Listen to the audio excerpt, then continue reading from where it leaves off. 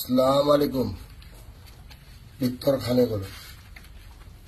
এই ভিক্টৰ দাস যদি আজি ভিক্টৰ খান হবলগীয়া হৈছে কিয়? কাৰণ এই বিজেপি চৰকাৰে বাধ্য কৰিছে। আকৌ এবাৰ ক'লো, আই ৰিপিট, আসসালামু আলাইকুম। এই ভিক্টৰ দাস যদি আজি ভিক্টৰ খান হবলগীয়া হৈছে কাৰ কাৰণে? এই বিজেপি চৰকাৰ, যিখন বিজেপি চৰকাৰে কি কয় হিন্দুত্ববাদ।